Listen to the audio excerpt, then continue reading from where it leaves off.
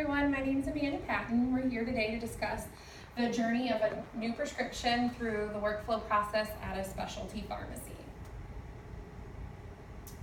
So first we're going to start with ways to receive a prescription. There's several ways that a pharmacy can receive a prescription. I've listed 4 here.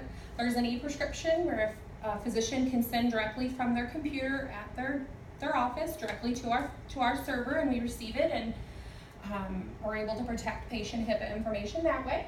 We also can receive prescriptions through fax. The physician would just fax from their fax machine to our fax machine. We can also receive written prescriptions, and that can be given directly to the patient from the physician, or sometimes the physician mails it to our pharmacy and we process it that way. The other way that they can do it is phone it into the pharmacy directly and speak to a pharmacist and give them a verbal order. Once we receive the prescription, we then contact the patient to inform them that we indeed received their prescription and that we need to obtain some additional information from them. We have to obtain their insurance information, any missing demographic information there may be, their preference of being contacted via text, email, or phone. We provide them with the next steps. What happens after they hit the phone that day. We also tell them, we get an anticipation from them when they need the product. Do they need it right away, or is it a delayed therapy? Once we have all of that information, we're then able to process the prescription into the next step, which is to prepare it for data entry. For data entry, we have to make sure that the prescription meets all legal requirements. Some of those requirements are they have to have the written date, the patient name, the prescriber name. They have to have a signature on the prescription from the prescriber. We also have to have the prescriber's contact information, such as address and phone number. The prescription also has to have the drug name, the dosage, the directions, the quantity, and the refills in order for it to be a legal prescription. So the technicians are looking for all of those things as they review the prescription. They're also looking to see if the prescription meets the reimbursement requirements so we can calculate the appropriate day supply. It's necessary so that the reimbursement of the prescription, when it's audited by the insurance companies, isn't taken back and we lose out on money. So if any of that information is missing, we would then contact the physician's office and obtain any missing information that we may need for that prescription. After we have all the necessary information, we transcribe the prescription into our pharmacy software system.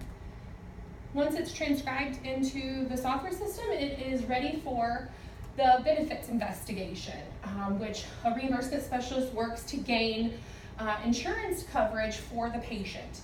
They do several things. Sometimes the prescription is easy and it's payable right away, but a lot of times additional information is needed in order to get the insurance company to pay for the prescription. So that might be a day supply override.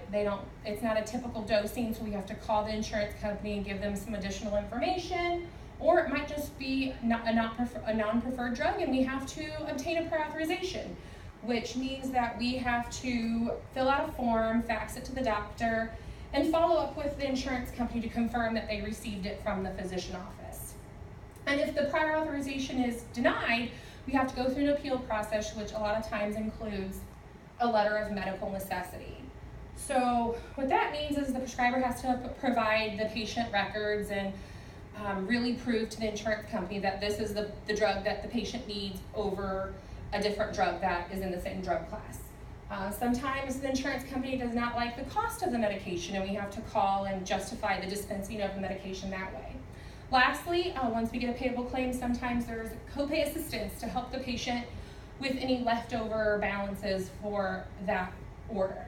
So there's a couple things. Sometimes the manufacturers offer the copay assistance, and sometimes there are foundations out there for the specific disease state that have funding available for patients who cannot afford their copays. Once the benefit investigation is over, it goes to the pharmacist for verification of the transcription. So the pharmacist is verifying that all of those legal requirements are there.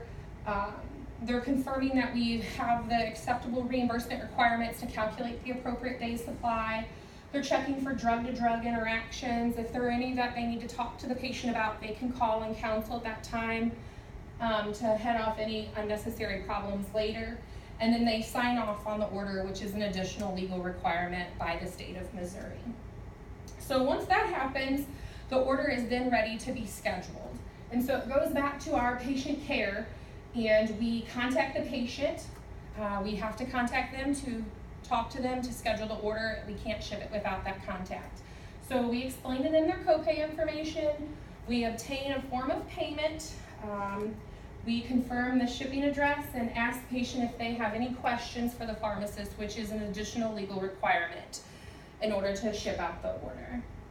So once we do that, it goes to product fulfillment, where the technicians then create a delivery ticket, which is the packing slip, and they print a work order and a label so that they can select the appropriate product by NDC and lot, so we know specifically what the patient's getting.